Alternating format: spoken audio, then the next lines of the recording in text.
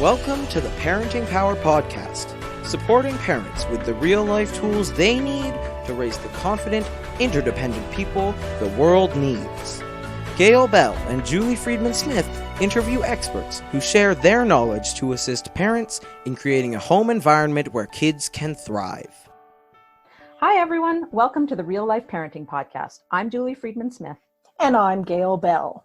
Today's podcast is brought to you by Beaner's Fun Cuts for Kids hair salons. Parenting is hard, haircuts shouldn't be. Visit beanersfuncuts.com for a location near you. Today's podcast is also brought to you by our book, A Year of Intentional Parenting. Head over to parentingpower.ca and use the code BOOK5 to get $5 off the price of your book and have it shipped directly to your door. Our guest today is Sarah Remmer. A mother of three, Sarah is a registered dietitian nutritionist, a nutrition and food writer, and a media spokesperson. She is the proud owner of Sarah Remmer Nutrition Consulting and founder of the Center for Family Nutrition, a Calgary-based family nutrition counseling practice. Sarah loves food, is fascinated by nutrition, and is passionate about teaching parents how to raise happy, healthy eaters who grow to have a positive relationship with food. Welcome, Sarah. Thank you. Thanks for having me. Well, Sarah, today we're going to talk about an issue which I think will be helpful to many, many, many parents. We want to talk about how to avoid mealtime battles with toddlers. Sarah, can you please help our listeners understand why you cannot make your child eat? Yes, for sure. I think that as parents, we take on this role of wanting to get our kid to eat. And so we take it upon ourselves that that's our job, to make sure that our kids are eating well so that they grow and develop properly. And that's just intuitive for us, right? We want to make sure that we're providing healthy, balanced meals and snacks and that they're actually eating them. But the problem is, we can't actually force our kids to eat. We can't get our kids to eat. That's not our job. It's our kids' job to eat, but we need to do the job as the feeder in order to facilitate that. When parents take that job on of getting their child to eat, it can create power struggles at the table, which can cause so much frustration and angst and anxiety for everybody, including parents and kids. My job as a dietitian, a pediatric dietitian in my counseling practice, is to help parents understand their roles as the feeders and their kids' job as the eater in order to have those positive meal times, which is really what we're trying to achieve for our kids long term, is just a positive relationship with food and a positive experience at the table. Definitely, because we all know that there are those places in our lives as parents where we're almost dreading doing the thing because we can foresee that there's an argument coming because it's happened the same way day after day after day. And then our kids pick up that dread. And so everybody's coming a little bit walking on eggshells. So yeah. I love that your goal is to really support parents, as is ours really, to support parents to create those meal times that work, that aren't filled with that sense of dread and that sense of walking on eggshells before you even get there, because that's exactly. Well, and I think just taking the pressure off of yourself as the parent can do wonders for the dynamic at the table and for your child's outlook on mealtime and the way that they eat. So not only taking the pressure off your child, so not forcing them to eat and ditching the 2-bite rule and you need to have 3 more bites before dessert, that kind of thing, which is so intuitive for us. We grew up with that, right? But as soon as you drop that and as soon as you I'll explain the rules in a little bit, like the feeding rule and the eating rule, but as soon as you can just establish those rules and do your job as the feeder and then it's sort of hands off and let your kids do their job, then the pressure is off everyone and you can just enjoy family time at the table. Yeah, that makes a lot of sense. So let's talk about boundaries now. Why is it important to have boundaries around the timing of meals and snacks for toddlers? It is so, so important. So even though we as parents should not be, quote unquote, getting our child to eat or forcing them to eat, we do need to set some healthy boundaries. So part of our job as the feeder, and this comes from Ellen Satter's division of responsibility in feeding. Ellen Satter is a dietitian, and she is the childhood feeding guru that us pediatric dietitians look up to, and we read her books, and there's been many studies on this division of responsibility in feeding. And her philosophy is that parents are in charge of what, when, and where feeding happens, and kids are in charge of if and how much they eat. So to break that down a little bit, as parents, we provide healthy, balanced, varied, nutritious meals and snacks at certain times in the day. And this is, this comes back to your question, and I'll talk a little bit more about this. Certain times in the day that are appropriate, that are age appropriate and work for your family. And then as parents, we also decide where that meal or snack happens. So that's our role as the feeder. That's it. We provide balanced, nutritious meals at times that are appropriate, that we decide in a place that is appropriate. And then our kids are in charge, again, of if and how much they eat. But the timing part is very, very important, because we need to give our kids enough time to actually feel hunger. So a lot of times in my counseling practice, what I find is that really frustrated parents of picky eaters come in and the roles are completely reversed. So what's happening is the kids are in charge of what, when, and where, and the parents are trying to force the if and how much. So the roles are completely reversed, and oftentimes it's just a food free-for-all. It's like an all-day snack fest where the child is, I'm hungry, I'm hungry, I'm hungry. Okay, here's your snack. What do you want for a snack? What do you want? And so you're in the kitchen all day, and it's total chaos. You're not getting anything done. It's not sustainable at all. It's frustrating. And when you actually do sit down for a meal, your child is not hungry because they've been snacking all day. So this can cause major, major problems in households. So it's really important that you have a timetable and you're giving your kids about 2 to 3 hours in between eating opportunities so that they can actually build up that hunger to know what it feels like, and then they can eat until they're comfortably full at meal times. So, so important. Oh, that what, when is, sorry, say it again. What, when, when. and where. Yeah, that's right. It's so clear. Like, that's all you have to hang on to as a parent. It makes it so simple, because I know when Julie and I are coaching families, a lot of times that meals come up, and it's like, oh, but they're hungry. And this what, when, and where just establishes that boundary so clearly. Exactly. Well, and kids are smart, right? Like, they can play you a little bit. And they do. They do. Exactly. And you guys know better than anyone. I mean, when kids can assert any sort of control over their lives, especially when it comes to eating or toileting or sleeping, they will, right? And so it's our job to set those boundaries and say, you know what, I even write it out on a whiteboard for my older kids so that they know when meals and snack times are, they know when to expect it. And at those meal and snack times, you say, you can eat as much as you want or as little as you want, but this is it. This is meal time. And then the kitchen is closed. You're doing your job. You're providing plenty of opportunities to eat lots of food, however much they want. And this way they can learn how to self-regulate. But if your child is saying, I'm hungry, I'm hungry, I'm hungry all day, they're not actually getting to a place of comfortable fullness. So they're going to be hungry all day. They're sort of like at a neutral hunger level all day, not learning what hunger or fullness feels like. So it's really important that they learn how to self-regulate their appetite for a long-term healthy relationship with food. That's right. And we know from the stats about Canadian kids and how many, unfortunately, are overweight. And I don't know this for a fact. You might be able to clarify this, but it's because food is always available to our kids. You know, our homes always have food in them. So I would even use this what, when, and where at a family meeting, explaining that to kids very young, and even telling them the control they have is if they're going to eat and how much. And I would say that to a very young child. It's very valuable language. Well, and it's important to establish, basically after breastfeeding or bottle feeding, after you're done the on-demand feeding phase, that's when you start solids, that's when you start this. So 6 months of age, when solids come into play, this is when the division of responsibility can sort of kick in terms of solid foods. But yeah, you're right. It's so important to set that timing, because what can happen, especially now that we're home 24/7 with our kids. And if food is available all the time, like I said, it's an all-day snack fest, kids can start to eat out of boredom, out of habit, because they're emotional. And so they'll start to learn that if I'm mad, if I'm sad, if I'm bored, if I'm whatever, I can turn to food and it's going to make me feel better. So we're starting emotional eating issues early on if we're just allowing our kids to have food whenever they want.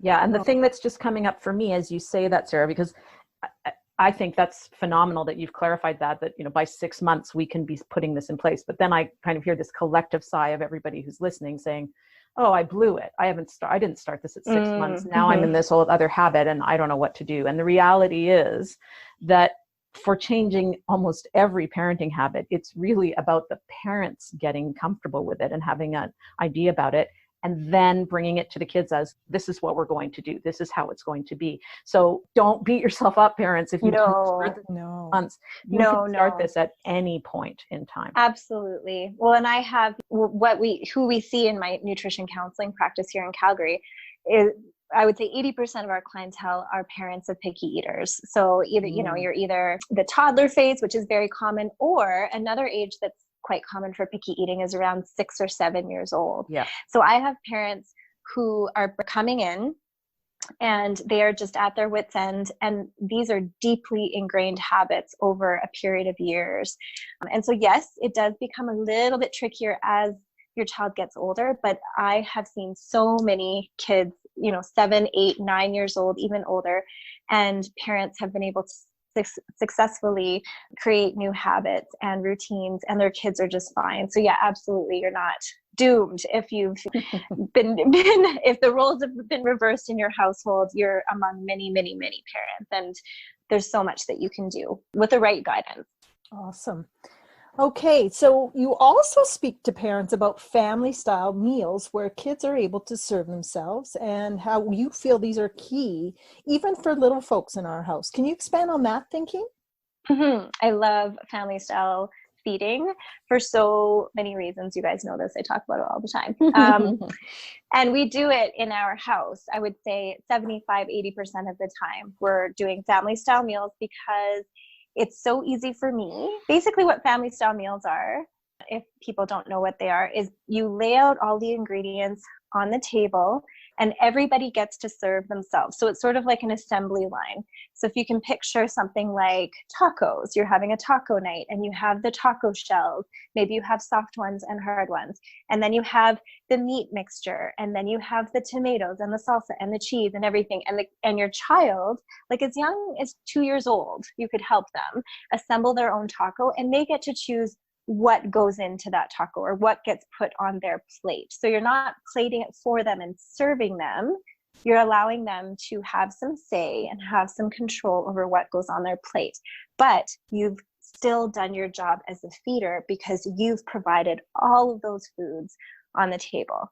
So it's kind of a win-win in my mind. Mm-hmm. And yeah, it's just fun. It's fun for kids to feel like they have a hand in creating their own plate. And it also increases the chance that they actually will eat that food. That's right. Because sometimes when we serve a child a plate of food, it can all seem so overwhelming, especially if there's something that they don't want to eat, then they're almost more drawn to that than anything else. And so this really allows some of that power to be in the hands of the child, so they don't have to fight you for power in all the other aspects of whatever is going on at the dinner table. Exactly. Yeah. Well, and I think too, like you said, sometimes when you plate your child's meal, it can be overwhelming just in the sense of having too much food on their plate can really turn them off, especially if they're a little bit of a tentative eater to begin with. Having too much food on there, even if they would have tried some of those foods, it's just the volume, the sheer volume that can be overwhelming. Right. And like you said, if you're serving a food that is a safe food with a food that is really unsafe in their eyes, then it can just kind of make everything yucky. So in this regard, it allows your child to be in control of what goes on their plate and how much goes on their plate. Fantastic. But the trick is, as the parent, this is the really tricky part, that I would say is the number one challenge for parents when they start to put these things into place is actually not micromanaging. So it really is, you let your child, even if it's like 2 taco shells and a little bit of cheese, so be it. They decided that was their job to decide what goes on their plate. As frustrating or as worrisome as it is, you have to kind of let go and let them choose what goes on their plate. And by the end of the week, if you do this, if you follow this division of responsibility in feeding, do the Familystyle meals, take the pressure off, most children, like I would say 96% of children, I'm guessing at that number, but will get what they need nutritionally by the end of the week. So it's a very, very small percentage of kids who are actually extreme picky eaters who would let themselves starve. And so that's a whole other issue that you would need to see a registered dietitian for. But just to reassure parents that get worried at the table if their child isn't eating very much, most of them will get what they need at the end of the week. And it's not that much. Kids don't require a ton of food in order to meet their nutritional needs. I love that you're talking about that week-long thing, because I think for so many parents who are super well-meaning, they're thinking at every meal, I need to be making sure that they have a balance of carbohydrates and proteins and vegetables and fruits and blah, blah, blah. And really, because kids are hungry at different times and needing different foods at different times, that we don't need to focus on an absolutely perfectly balanced meal at every meal. We do need to be looking at over the course of the week, are they getting what they need? Exactly. Yeah. And most kids will be. And, if you are legitimately worried, what you can do is you can keep a food diary. So discreetly keep a food diary of what your child is eating. Sometimes parents just take pictures of the plate before they eat and then after. Right. And keep that for when you do go see a pediatric registered dietitian, so that you have that log and they can really assess properly. But if they're growing properly along their growth curve, and if they're energetic and themselves, you don't have anything to worry about. You definitely shouldn't be counting every gram of carbohydrate or protein or vitamin or mineral that they're getting at their meals. That's just totally unnecessary. That's so helpful. Very helpful. Finally, Sarah, we like to ask our guests to share a real life parenting tool that works for their family. I'm wondering if you have anything to share. Absolutely. I have lots, but I think I'm going to choose my pre-dinner veggie tray trick. Oh, yeah. This one's a good one. And I have to say, when I first started talking about it on my blog and in my practice and on videos and things like that, like so many, I swear thousands of parents have been like, oh my gosh, this is amazing. This is a total game changer. It just works wonders. So basically, the premise behind this pre-dinner veggie tray is that veggies tend to be that one food group that kids are turned off of. And there's a reason for that. Veggies are bitter tasting, and kids have more taste buds than we do. So they taste this bitterness more intensely. And one theory is that evolutionary wise, we were turned off of bitter tasting plants, green plants, because that usually meant poisonous. And so we would avoid those plants, and we would be more drawn to energy rich, carbohydrate rich foods that were sweet, because that meant that it was survival, right? Those foods would give you energy. So one theory is that this is evolutionary, but kids unfortunately don't love vegetables, especially the bitter tasting ones. And so when they're served amongst all those yummy foods like pasta or rice or meat, or, the foods that kids tend to accept, they're competing with those. And so veggies tend to get left and not eaten. And so this trick is basically you put out, so before dinner, let's say half an hour, 45 minutes before dinner, you put out a veggie tray. And so it could be, I usually say at least 3 different types of veggies, at least 3 different colors, and a couple of dips that you know that your kids like. So I do hummus and ranch dip, or you can do tzatziki, whatever you like, and just put it out on the counter or on the island and don't say anything, and see what happens. And basically it's magic. So kids that don't usually eat vegetables will start munching away on vegetables because they're A, hungry, and B, because there's no competing foods. And so all of a sudden these veggies are very appealing because they're crunchy, there's fun dips, they're colorful, and all of a sudden the veggie tray is gone, and you can take the pressure off of yourself for getting your kids to eat veggies at dinner because they've already had lots of veggies before dinner with this pre-dinner veggie tray. So we sometimes do this with raw veggies. Sometimes I do it with frozen peas. Sometimes we do veggie soup. It really doesn't matter, but just serve it before dinner when it's not competing with the other foods. So that would be my one trick. Well, I'm happy to say I've been doing that for years, not only for my children, but my husband as well. And I can confirm it helps us too. I can confirm it works. It sure does. They do. They just go straight to it, and it eliminates that. What would you like to eat, right? Because Exactly. and if you keep it consistent, it's the norm in your home.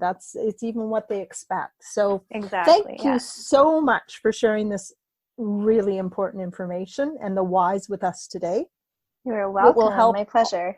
Yeah, it will just help all of us have more peaceful and enjoyable dinner times together as a family, which everyone craves. So if our listener wants to find out more about you and all the great information you have to share, where's the best place for them to follow you?